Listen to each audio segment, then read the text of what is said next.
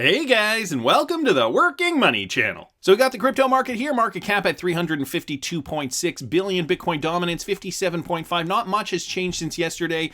We can see Bitcoin is up 0.01% in the last 24 hours. Everything else is down a little. Bitcoin right now trading just under 11,000, 10,965.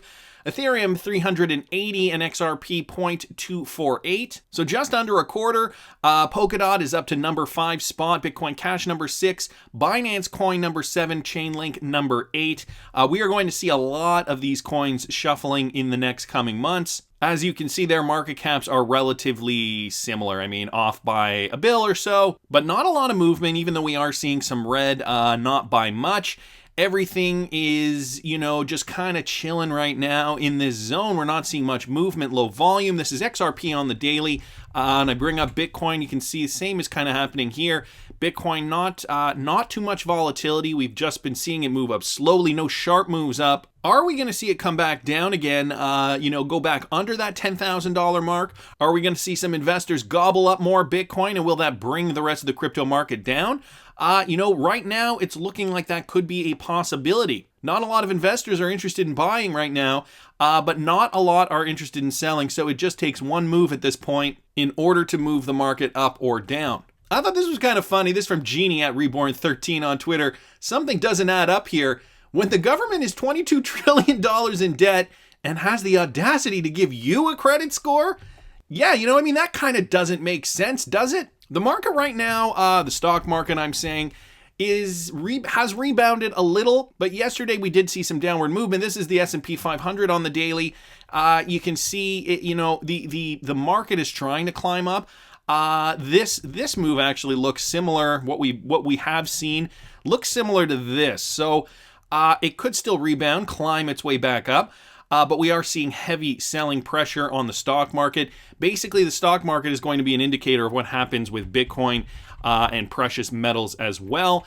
If I bring up the price of gold here, gold is still actually staying quite stable at the moment.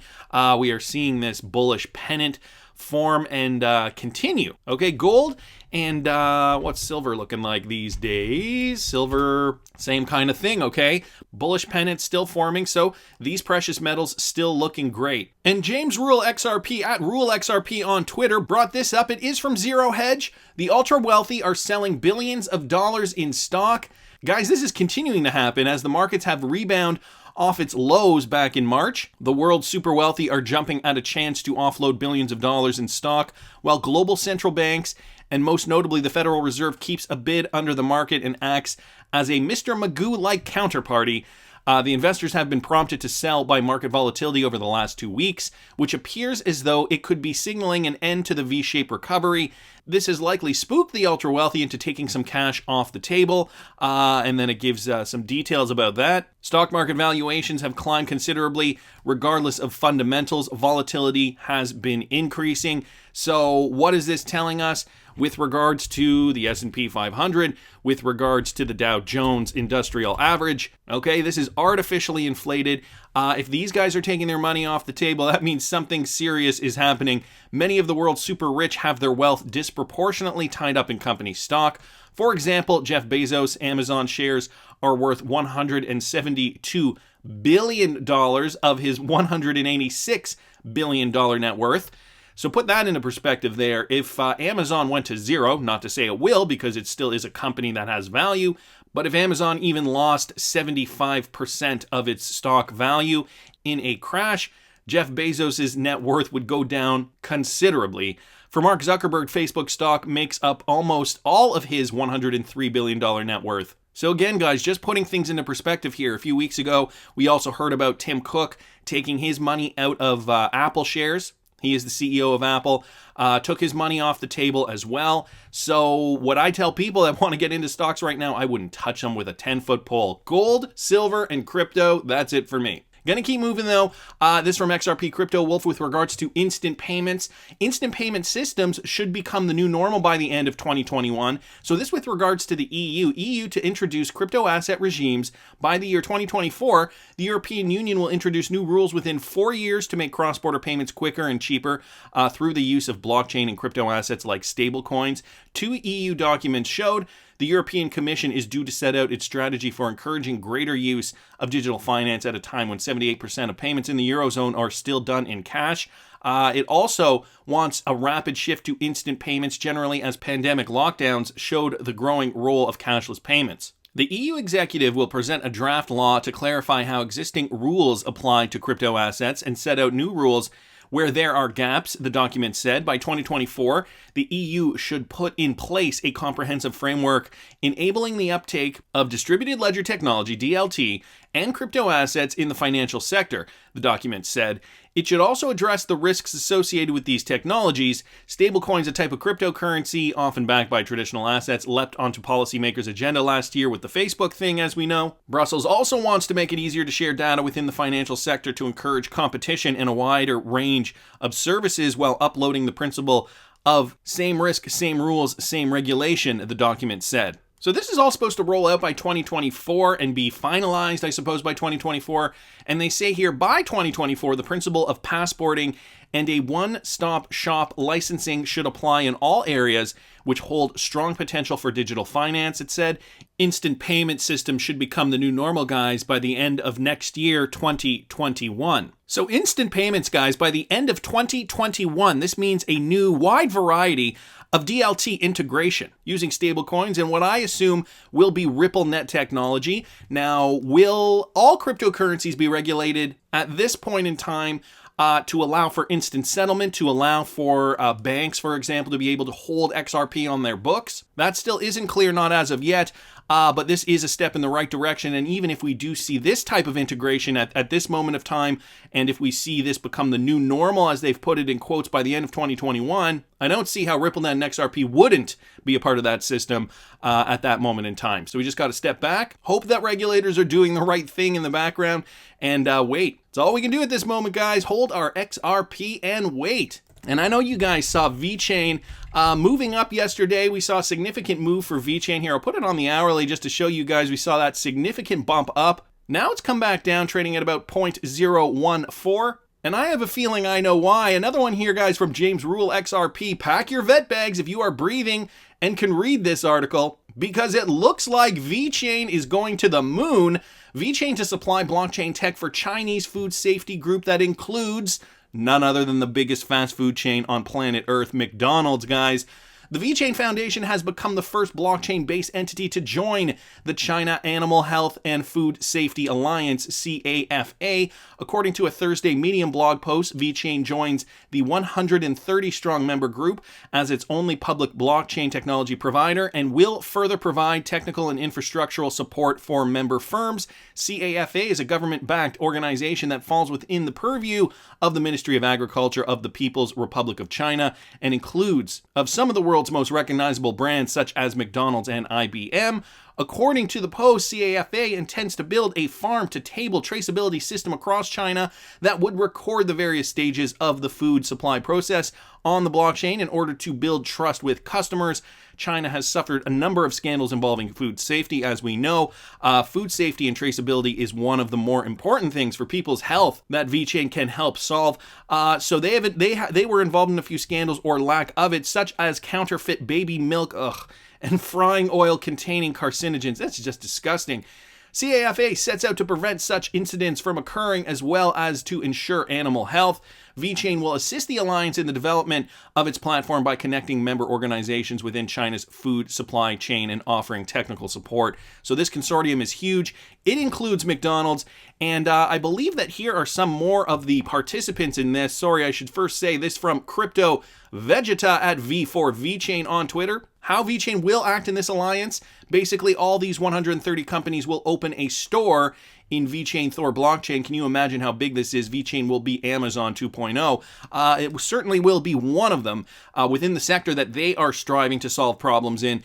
And here are the 130 companies incorporated in that alliance. As you guys can see here, McDonald's is up there. Also, we got Walmart underneath here, IBM. A lot of these logos I do not recognize, as they are likely Chinese companies. But I have a feeling if they are in an alliance with McDonald's and Walmart and IBM, that they are not small potatoes. The necessary tools and services. Vechain's mission is to enable the blockchain community, business owners, enterprises, governments, or any other individual to move their business activities to blockchain effortlessly, similar to opening an online store in Amazon or Alibaba with just a few clicks without technical knowledge required. So this is the big mandate here, and we are seeing big moves in the Vechain space. So this, very big news for Vechain. And guys, cryptocurrency, you know, it has been moving up slowly but surely, but I still don't think we have seen that institutional boom yet. Although this is what Bakkt is reporting, breaking back volume just broke all-time highs. Today's volume so far was 18,670 BTC, worth about $205.56 million. This breaking from Bakkt bot. So Bakkt has been online for a while now, and the volume just broke new all-time highs. Great news there for Bakkt and the crypto space as a whole. I know, we're waiting still. We're waiting for that pump up, but guys, this kind of thing takes time. We will see it. We will see it. We are in a bull run, and these bull runs, you know, can last a while. Like, look at XRP in the year 2017. We saw plateaus, okay? There were times where XRP price was just plateauing, and, you know, it was going from December 2016 to March 2017. So several months of pretty much a downward trajectory before a huge pop. Okay, XRP going from 0.0059 all the way to about 7 cents in a matter of weeks. And then another month or so, or just under a month of flat movement. And then XRP went from about 3 cents all the way to 39 cents, okay? Then this is the biggie here. From May 2017 all the way to December 2017. So May, June, July, August, September, October, November, December, 7 months of stagnant movement. Okay, just kind of vacillating up and down and up and down. Nothing really intense. And then XRP went from 23 cents all the way to all-time high in roughly 3 weeks. Guys, it moves last and fast. Remember that. This market is a little more mature, so I do think we will see more movement in tandem with Bitcoin this time. Anyway, we are going to keep an eye on it. Don't want to dwell on the market too much as there isn't too much movement happening. And guys, this from Mark Phillips, Ledger Wallet upgrade can prevent dusting attacks. So now there is a Ledger Wallet upgrade. Hardware wallet maker Ledger has recently upgraded its software suite to include more privacy and control over crypto transfers to help prevent dusting attacks. A dusting attack is where a malicious actor sends small amounts of Bitcoin to a wallet to break the privacy of users for further attacks. Ledger Live version 2.11.1 introduces a new feature called Coin Control, which gives users the ability to adjust transaction settings to include more privacy or optimal fee usage. The announcement added that the feature works through its ability to manage hierarchical deterministic wallets or multiple different Bitcoin addresses. Now users can select the address they want to use for the transaction using Coin Control instead of the previous default first in, first out method of automatically using the oldest address. So this is if you are using your Ledger Nano for Bitcoin, I suppose, specifically. It is good, though, to see that Ledger is keeping up on their privacy and on their security features. And guys, I didn't realize this, but it is looking as though that sale is still on for the Ledger Nano. Enjoy 20% off Ledger hardware wallets to control and secure your crypto. So for the family packs, you can get 3 wallets. You can get a 20% discount, which is a significant discount. I personally have 2 myself, one as my main wallet and one as a backup if something were to happen to my main wallet. So if you don't have a Ledger yet, guys, I do have an affiliate link in the description. You can use it if you want. You don't have to use it. Just always keep your crypto safe no matter what method you use. Gonna keep moving though. Allison J. Kershaw here on Twitter posted this. Guys, go jump in this priceless information. And she retweeted this interview that XRP Army News 1 did, Effectiveness A on Twitter. So I had to bring this up. This from Effectiveness A on Twitter. And guys, if you haven't seen the interview, it's an amazing interview. It's about 38 minutes long with Roger Ver, and it's live. XRP Army News Community Channel presents our latest interview with Roger Ver. Thanks, Roger. Never before shared stories about Roger became the second person at Ripple. You do not want to miss out on hearing about that, do you? So guys, I will link this video in the description. I suggest you watch it because there is a lot of great information in here. I wanted to just touch on some of the salient points though. Like when Roger Ver says, and he confirms this, that XRP right now is actually being held back by governments. Nothing that we haven't surmised already, but it is good to hear a confirmation. Now, this guy was the second person at Ripple, essentially. He met Jed McCaleb one day. Jed told him about this idea for, at that time, it was called NewCoin, and Roger jumped on board. Ultimately, I know some of you guys may think that Roger Ver is a Bitcoin guy, he's a Bitcoin maximalist, but he is not actually. He's a proponent of good technology, and he sees the benefits in XRP. And so what he's saying is that, the technology's there, Ripple's doing a great job, and XRP is being held back by not only the American government, by world governments. Okay, once we get that regulatory clarity, like what we've been saying since the beginning, XRP usage is going to rise, demand is going to rise, and guys, eventually price is going to rise as well. Later on in the interview, he talks a little bit about the Bitcoin Lightning Network and, how it's laughable that these maximalists are trying to make something work